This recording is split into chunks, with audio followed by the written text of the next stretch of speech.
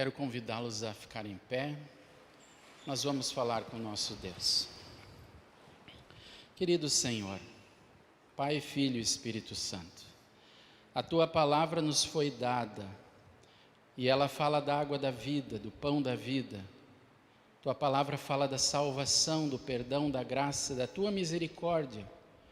Quando Tu olhas para pessoas tão pecadoras como nós, Pai, muito obrigado porque Te importaste conosco e deste o que tinha de melhor, Pai, o Teu Filho Jesus. Na unidade do Teu Santo Espírito, Pai, abre os nossos ouvidos, os nossos corações e mentes, para que possamos refletir, nos abastecermos da Tua palavra, vivermos a Tua palavra e compartilharmos com tantas pessoas que vivem, Senhor Deus, ao nosso redor. No nome de Jesus, Pai. Amém. Podem sentar-se.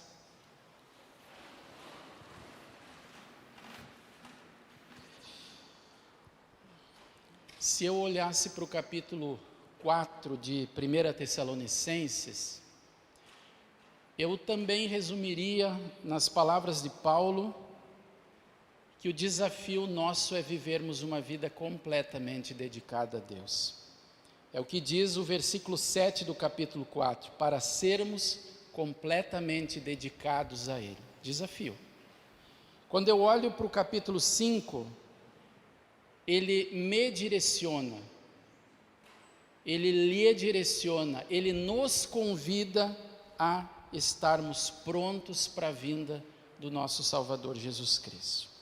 E desde que Jesus subiu aos céus, e depois nós vamos abrir um texto bíblico de Atos 1, desde que Jesus subiu aos céus, a igreja cristã espera a sua volta.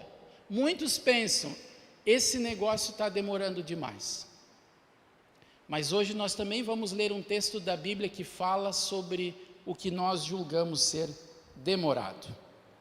Acabamos de confessar que Jesus voltará para julgar os vivos e os mortos.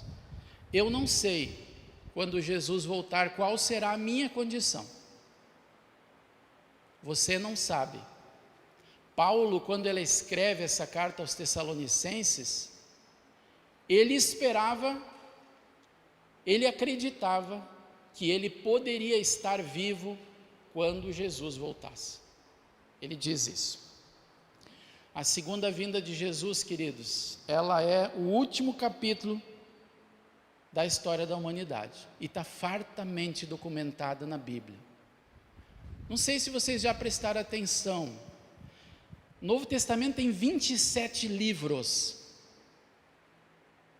Sabe em quantos não aparece nada sobre a volta de Jesus? Em 24 livros do Novo Testamento aparecem versículos bíblicos sobre a volta de Jesus. Apenas na carta de Paulo a Filemon e 2º e 3º João não é mencionado sobre isso. Então é importante de quando em quando refletirmos, e sempre no calendário litúrgico da igreja cristã, neste mês de novembro, indo para o início do advento, os textos bíblicos, eles nos convidam a estarmos preparados. Quando será o fim? Quando Jesus vai voltar? Não sei. Ah, mas vocês são muito doidos. Vocês cristãos ainda acreditam nesse negócio da volta de Jesus? Não voltou até hoje, já passou 2000 anos, o que vocês estão esperando e falando disso ainda? Bom, o apóstolo Pedro, na sua segunda carta, no capítulo 3, ele nos mostra que pessoas, se você quiser abrir a sua Bíblia, e a gente vai abrir a Bíblia hoje algumas vezes, tá? 2 Pedro capítulo 3, o apóstolo Pedro já fala sobre isso. Olhem o versículo 4. Então no versículo 3 ele diz assim: vocês precisam saber que nos últimos dias vão aparecer homens dominados pelas suas próprias paixões, e eles vão zombar de vocês. Eu estou lendo 2 Pedro capítulo 3, li o versículo 13 e agora o versículo 4. Então Pedro diz assim, que as pessoas vão aparecer zombando e dizendo assim: Ele prometeu vir, não foi? Ele prometeu vir, não foi? Onde está ele? Os nossos pais morreram e tudo continua do mesmo jeito que era desde a criação do mundo. E aí no argumento de Pedro, interessante, o que vem abaixo, ele diz assim, ó, pela palavra Deus criou. Ele fala da palavra dele mais abaixo. E ele diz, e pela palavra também Deus vai destruir. E aí Deus fala da água, naquela primeira grande destruição do dilúvio, que Jesus também fala lá em Mateus 24, Lucas 21, e Jesus fala aqui na segunda carta de Pedro, pelo fogo, como também 1 Tessalonicenses fala. Quando será? Alguns já tentaram estabelecer. Em 1820, mais ou menos, um homem chamado William Miller, ele era um pregador nos Estados Unidos. O William Miller, ele começou a estudar mais a Bíblia e lá em 1833 ele cravou. Vai ser em 1843 ou entre outubro de 1843 e 1844. E naquela época seus amigos e as pessoas que o seguiram não plantaram a terra, não mandaram os filhos para a escola, ficaram lá esperando, porque para que fazer as coisas se Jesus vai voltar? E um discípulo do Miller, que deu depois posteriormente início a um movimento chamado Adventismo, esse discípulo cravou a data, ainda ele foi mais arrojado, 22 de outubro de 1844, e o pessoal ficou esperando, desde manhã até a meia-noite. Quando não aconteceu a volta de Jesus, ficaram muito decepcionados. Mas aí depois eles disseram, não, é que a gente fez os cálculos errados lá baseado em Daniel, não é que Jesus viria voltar, Jesus iria entrar no tabernáculo celeste. Eles criaram algo para explicar a profecia que não foi dado certo. E eu não sei porque eles não leram na Bíblia Marcos 13, 32, onde Jesus assim, ele é enfático, ele é claro, ele diz a respeito do dia e da hora, ninguém sabe, nem os anjos. E aí diz assim, ó, somente o Pai.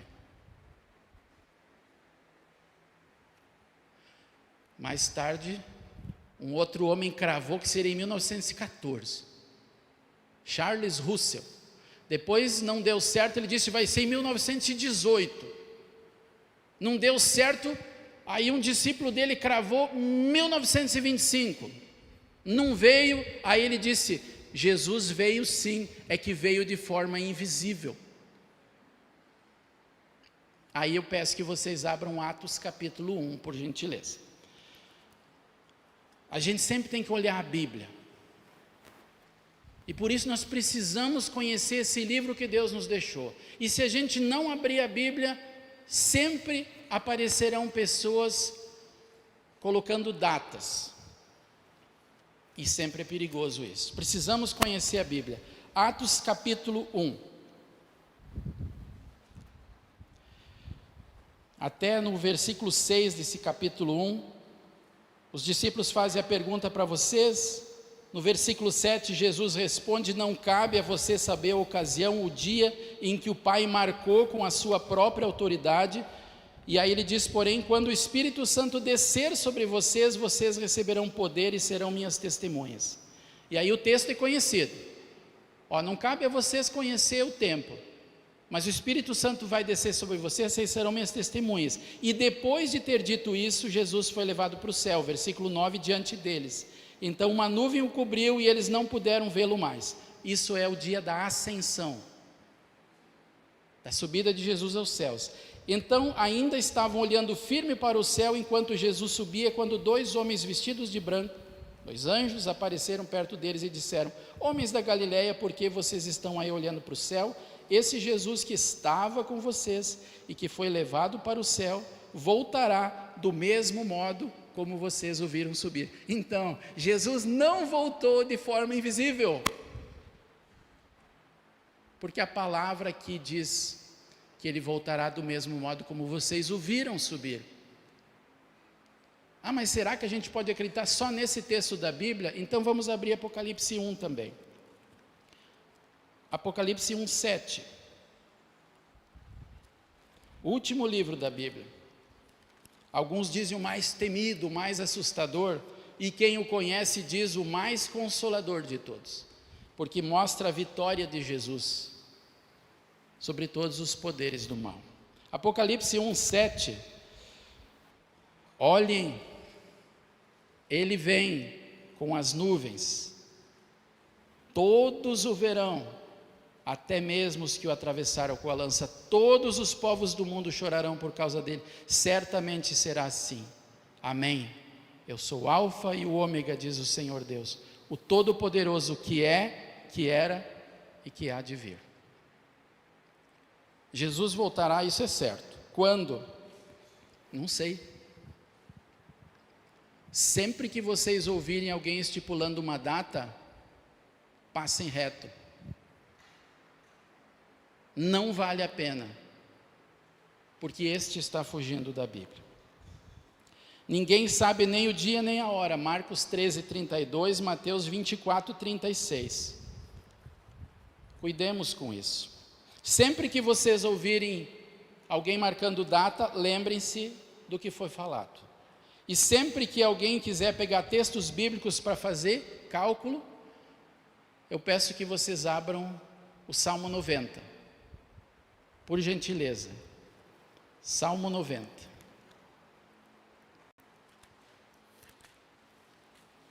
Como é o tempo de Deus. O Salmo 90 é muito consolador. O pastor Mateus usou o versículo 8, quando Deus examina os nossos pecados. O versículo 12 eu mencionei para a gente aprender a contar os dias, saber como são poucos os dias. E o versículo 3, ele diz o que pode acontecer conosco se Jesus não voltar antes. Tu dizes aos seres humanos que voltem a ser o que eram antes, tu fazes com que novamente virem pó. Salmo 90, versículo 3. E o versículo 4 diz, diante de ti, 1000 anos são como um dia, como o dia de ontem que já passou, como uma hora noturna que passa depressa. Para nós tem passado, tem presente e tem futuro. Para Deus tem o tempo dele. 1000 anos, um dia, 1000 anos. Salmo 90 diz isso. E 2 Pedro, capítulo 3. Vamos fazer o ping-pong da Bíblia. Vamos abrir lá, 2 Pedro, segunda carta de Pedro, capítulo 3, versículos 8 a 10. Está demorando essa história da volta de Jesus. Se nós calcularmos no nosso tempo, está demorando. 2 Pedro, capítulo 3, versículo 8 em diante, diz assim. Lá no fim da Bíblia, tá? Quase lá no Apocalipse. Meus queridos amigos, não esqueçam isso, para o Senhor um dia é como 1000 anos. E 1000 anos como um dia. O Senhor não demora a fazer o que prometeu, como alguns pensam. Pelo contrário, por que Jesus ainda não voltou? Pensa no que diz aí no texto. 2 Pedro 3, por que Jesus ainda não voltou? Pelo contrário, Ele tem paciência com vocês, porque não quer que ninguém seja destruído, mas deseja que quem seja salvo? Deseja que todos se arrependam dos seus pecados e, consequentemente, sejam salvos. Porém, o dia do Senhor chegará como um ladrão. Naquele dia, os céus vão desaparecer como um barulho espantoso e tudo o que há no universo será queimado. A terra e tudo o que nela existe vão sumir. Assusta? Você fica assustado com isso? Ué, não era? Animem-se e ajudem uns aos outros? Nós precisamos falar das coisas que estão na palavra de Deus. E se a gente pensar, e quais outros sinais, pastor, que antecedem a vinda de Jesus? Vamos ver rapidinho isso? Abrindo Mateus 24. Abram, por favor. O texto de hoje foi Mateus 25. Mas Mateus 24 faz todo um preparo para falar da história das 10 moças, dos empregados, e do juízo final, da história dos cabritos, das ovelhas, do vinde benditos, do afastai-vos de mim. Mateus 24 é muito interessante. Lá no versículo 3, na segunda linha, ou aliás na quarta linha, os discípulos chegaram para Jesus e disseram: conte para nós quando é que isso vai acontecer, que sinal haverá para mostrar que chegou o tempo do Senhor voltar e tudo acabar. Nos fala de alguns sinais, Jesus. E aí Jesus vai dizendo assim no versículo 4, tomem cuidado para que ninguém engane vocês. Aí ele diz no 5, vai ter muitos que vão se dizer que são os Messias, os profetas, os falsos cristos. E ele vai adiante, vai ter, no versículo 5 ainda, vai ter notícias de guerra. Ele diz, ainda não é. Vai ter tudo isso, mas ainda não é. E ele fala no versículo 8, essas coisas serão como as primeiras dores de parto. E ele fala de falta de alimentos, no versículo 7, tremores de terra, e tudo isso tem acontecido. E não é só esse ano que aconteceu, tem acontecido ao longo da história. E Jesus diz, não se assustem tanto, são as primeiras dores de parto. E aí no versículo 10, ele diz, nessa época muitos vão abandonar a sua fé. Por quê? Porque no versículo 9 diz, vocês serão presos, entregues para serem maltratados, serão mortos, odiarão vocês por serem meus seguidores. Às vezes a gente coloca uma postagem de um texto da Bíblia e alguém vem destilando todo o veneno do mundo com ódio. Não sei se vocês já passaram por essa experiência nas redes sociais, como às vezes as pessoas são ácidas, terríveis, não teriam coragem de olho no olho dizer alguma coisa, mas no comentário detonam os outros. Eu vejo quantas coisas cristãos postam e alguém, vem de porrete. Jesus já disse isso. Versículo 11, falsos profetas enganarão muita gente. A maldade vai se espalhar tanto que o amor de muitos esfriará. Vocês acham que nós estamos amando mais? As notícias que nós vemos são mais notícias de amor? Ou as pessoas estão perdendo a paciência por quase nada? Tudo aqui. Mas quem ficar firme até o fim? Opa! E por isso eu preciso da palavra, e por isso eu preciso da casa de Deus, e por isso eu preciso receber Jesus na ceia novamente, para perdão. Porque eu sou fraco. Porque eu sozinho não consigo. E aí ele diz uma coisa, porque, lembram que Pedro dizia, olha, tem que ter, Deus tem paciência. Porque Ele não quer que ninguém se perca. E agora, às vezes a gente se pergunta, por que Jesus talvez ainda não veio? A boa notícia sobre o reino será anunciada no mundo inteiro como um testemunho para toda a humanidade, então virá o fim.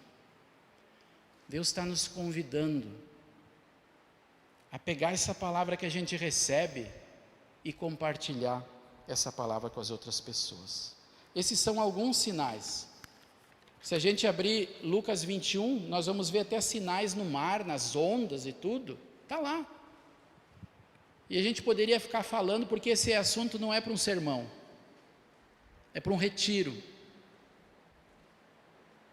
é para uma grande reflexão. Tá, pastor, mas por que Jesus dá esses sinais? Para que nós vigiemos, para que nós oremos e para que nós tenhamos ações.